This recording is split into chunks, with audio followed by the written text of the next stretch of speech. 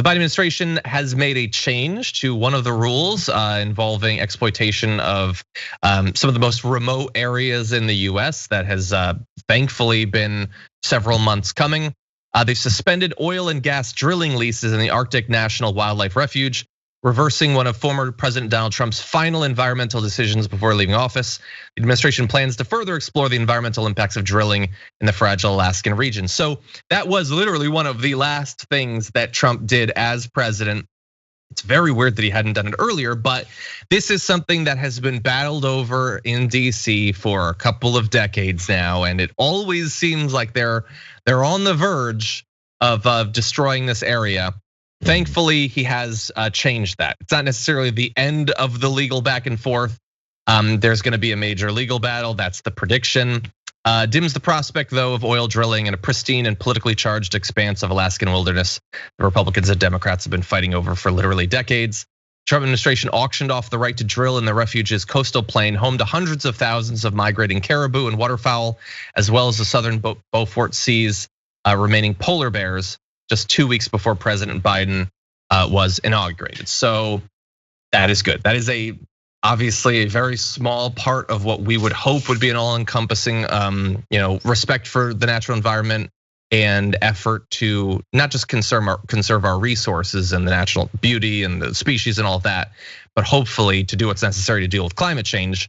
We're not there yet, but these are good signs. It would have been very easy for them to either just not reverse it or to do a review that waits and maybe there's more exploitation in the meantime.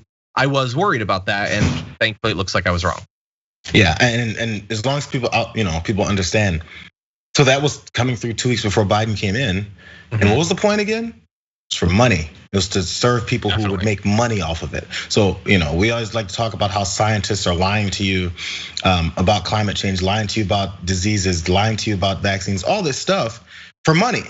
We can say the scientists are doing it for money, but we can't say the business leaders, business people who've lobbied and paid politicians to do their bidding aren't doing it for money. It just never comes up for some reason when their entire existence is to make money.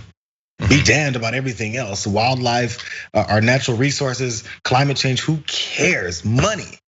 And if you're in support of this because Trump just said it, why are you in support of it? Are you okay with this? Are you okay with businesses? I thought we didn't like big businesses destroying us. This goes for bipartisan type of thinkers.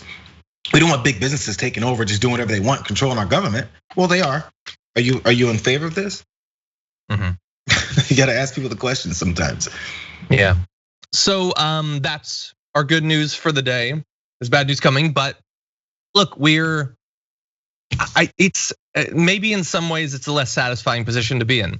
There are people who know exactly what their job is, which is to find a spin that makes the Biden administration looks good, or alternatively, to ignore all of that and just pretend that everything is bad.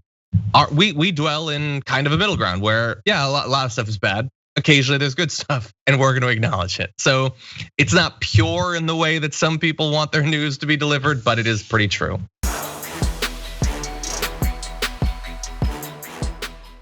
For more political news breakdowns, interviews, stories of activism, and me trying my hardest to care about the occasional big celebrity news story, subscribe to our YouTube channel at youtube.com/The Damage Report. And you can ring the bell wherever it is so you don't miss anything.